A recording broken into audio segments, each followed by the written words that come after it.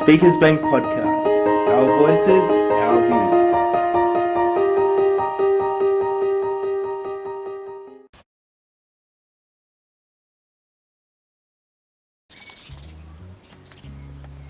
Hello and welcome to Speakers Bank Podcast, Our Voice, Our View. My name is Arpana and I am here with our guest for today is Christine and Peter. So I will start with Christine. So in your opinion, how do you define aging? In a simple word, one single word, liberating. You no longer sweat the little stuff. It's so important to embrace each season of your life. I've always loved grey or white hair and used to pay to have my colour stripped out. These days, I save on hairdressing costs. I like to jokingly say that the only problem with with growing old is we begin to leak and creak. And crackle too. So my next question to Peter, what would you like to share your experience as a road trauma support service Victoria and Greenbank community member? Yep, I've been I've been a member of Road Trauma Support Service Victoria for just over 10 years.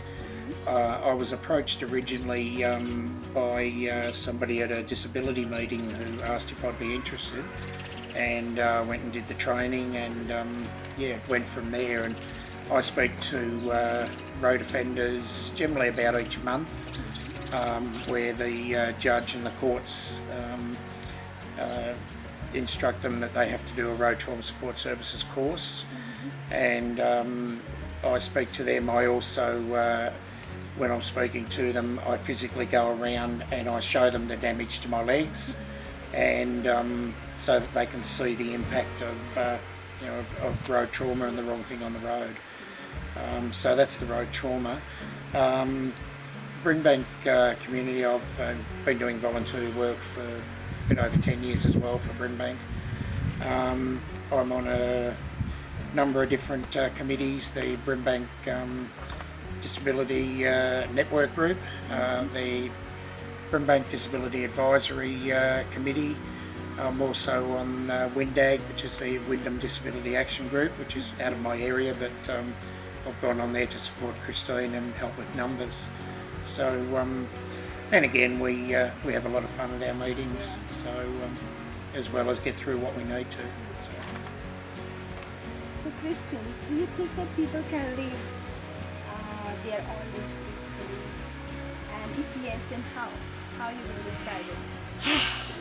I have an extremely playful nature, Oh yeah. so have no desire to grow old gracefully.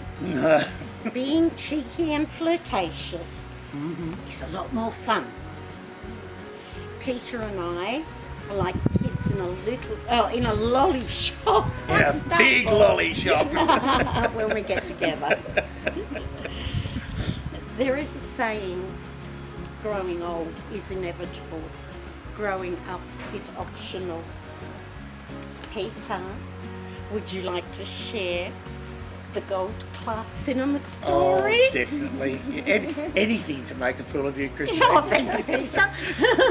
Yes, we went to a Gold Class movie for the first time, and as you probably know, the seats recline right back, and Christine got into the chair there, and she said, "Oh, where do I go to lie back a little bit?" And Christine pulled the lever and pulled it all the way, and the next minute she went flying backwards, and her little legs were going like mad, and I couldn't help her because I was laughing too much.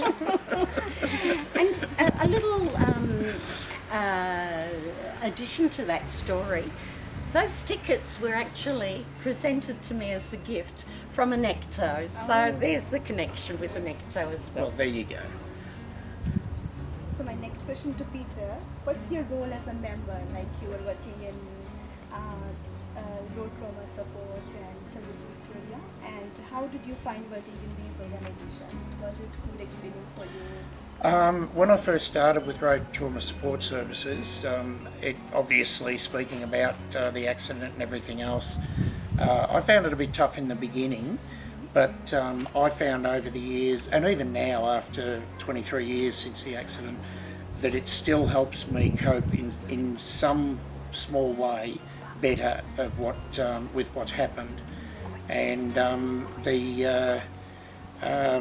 the disability groups that I'm on, well, I have been chairperson, and I generally try and mentor the new chairperson when they take over or provide support, and and again, get through what we need to, but have a bit of fun. So, like Christine said, I'm a bit younger, but just as crazy. So. I'm his older woman.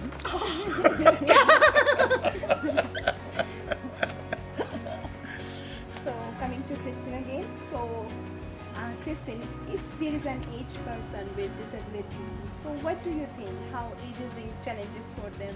Like how do they face problems if the aging is like suffering from them? The ageing process is a challenge for anyone blessed with a long life. I feel advantaged to have lived with disability because it's been an almost lifelong process of adjustment. So you think about aging with this. Peter, my next question to you is, how do you keep your positive attitude while working as a public speaker? That's a good one. Obviously, Christine helps a lot. We have done a few gigs together. We did a gig at KC Radio, Radio F, KCFM, and again, we sort of help get each other through it. As I said, road trauma helps me to deal with what happened at my accident better, and also obviously to know that you make a difference to some of these road offenders, in that their driving habits may improve drastically, or at least improve somehow. That also makes a big difference to how you feel. You feel quite good. We had one member there that did a road trauma support services course or seminar, and about a week later he contacted me to see whether I would give him a reference for court, of which I said, well look, all I can do is say how you contributed on the night. I said, I haven't known you before now. And he took that to the court, and it made a big difference.